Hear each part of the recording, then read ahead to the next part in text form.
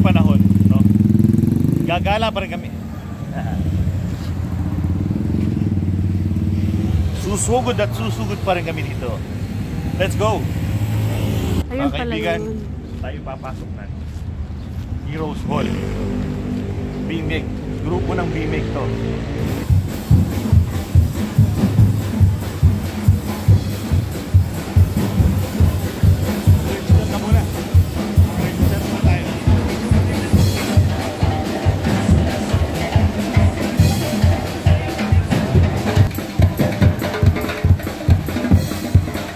Mag-start sa ating event for today. Nandito ako ngayon sa loob.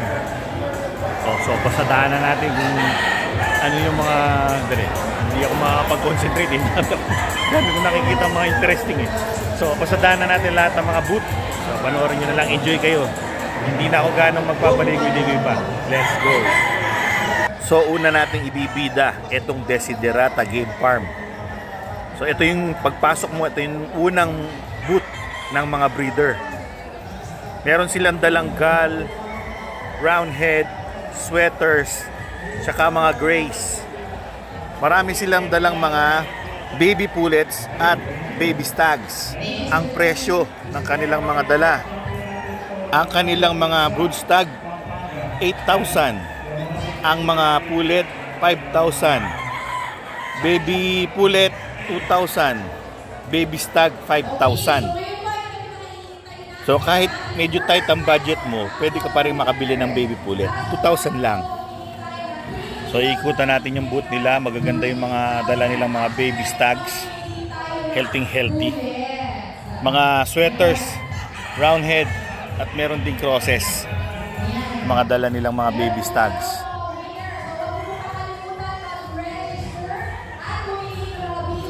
So kung mapapansin nyo si Aling Mimay, ayun busy.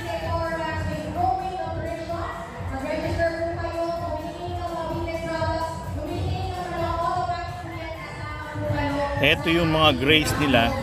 Ayan. Ano yan? Baga signature line nila. Gray na yellow-legged. Ito yung mga babaeng grays nila na hatch gray. Magaganda yung mga gray nila. Ito si Aling Mimay yun. Gray.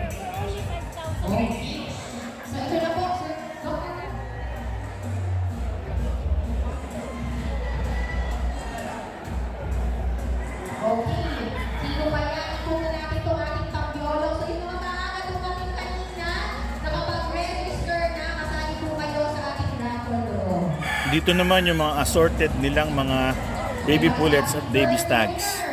Ito yung mga tag 2,000 ang mga baby pullet at 5,000 ang mga baby stags. Sir John Pineda, pwede kayo pupunta dito sa stage. Ito naman yung mga pullets nila na napaka masisigla.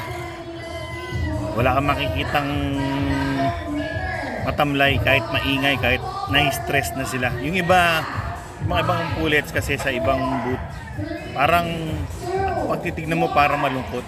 Pero dahil yun sa stress, hindi yun dahil sa sakit.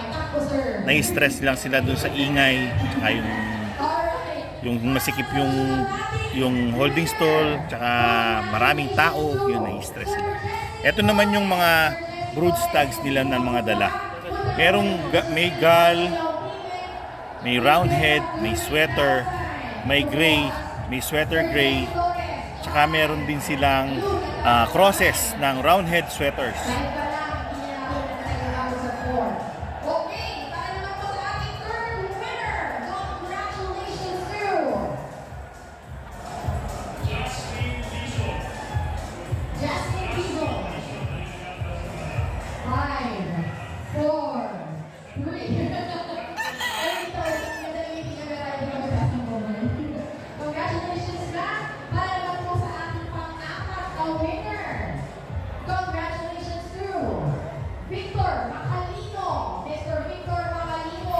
Yan po ang Desiderata Game Farm at ang kanilang mga dalang mga bullets at mga stags.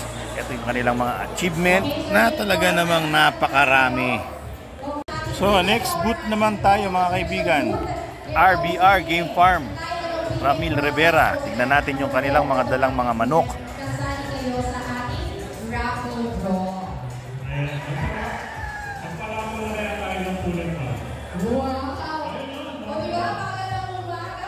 Dito sa booth na to, RBR Game Farm, ang mga dala nila halos mga grays, mga blacks. Ito yung mga signature line nila. Sabi mga secret weapon daw nila to. Ito yung mga dirty grays nila na combination ng gray at black bonanza. Ito yung kanilang signature line, RBR Game Farm. So syempre ang mahiwagang tanong, magkano ang mga dala nilang mga materyales? So actually nakatag na dyan sa mga holding pen yung presyo. Pero syempre sabihin pa rin natin, ang trio nila 35,000, broodcock 7,000, pullet at hen 5,000. Wala silang dalang mga baby pullets at mga baby stags. Bukod sa mga grays at black, meron din silang dalang sweater na brood stag at mga pullet.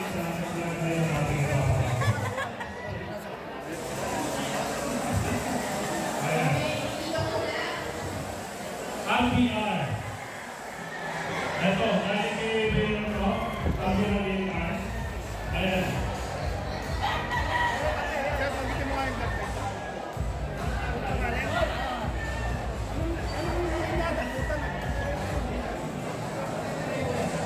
Anong blender nito, sir? Dito po. Hindi po ng RBR yan. Yan po ang secret way po ng RBR Game Farm. Okay. Try yun.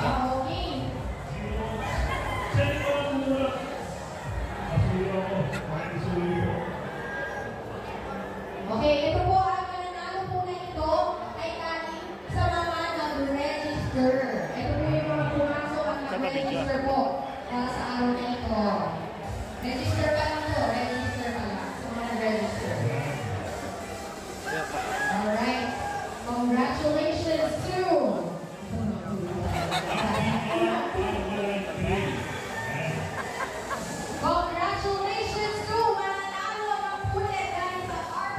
So ang pinaka napansin ko sa mga dala nilang mga brood stag, lahat matatangkad.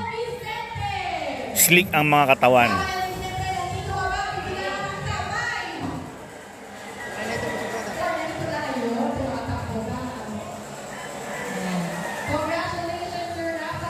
Ayan, RBR Game Farm. Sila yung may signature na mga dirty grays.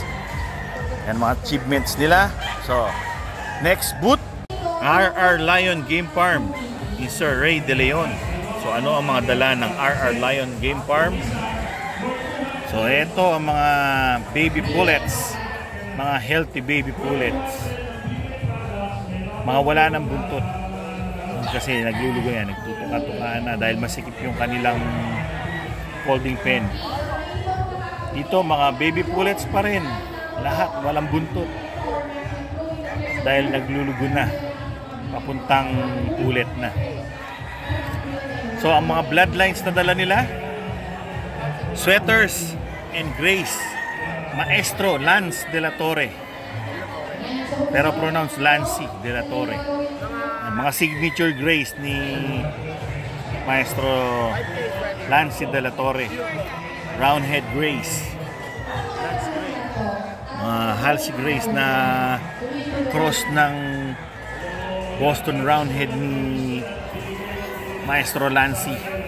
Ang halaga ng mga baby stags at baby pullets ay 4,000 to 5,000 ang mga baby pullets at 5,000 to 6,000 naman ang kanilang mga baby stags. Okay, so meron tayo Tapos yung gray. para sa ating premium item from Phoenix. Meron po tayong question. Pansin ko lang dito sa mga dala nilang mga baby stags, lahat mga brusko, maliliksi, masisigla.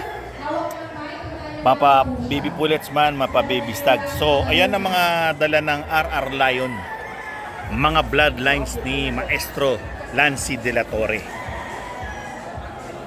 Well, mga kaibigan, bibitinin ko muna kayo sa panonood. huwag kayong mag-alala, maraming video pa yung susunod dito sa North Luzon Game Power Expo. Well, hanggang sa susunod na episode, maraming salamat sa inyong panonood. Paalam!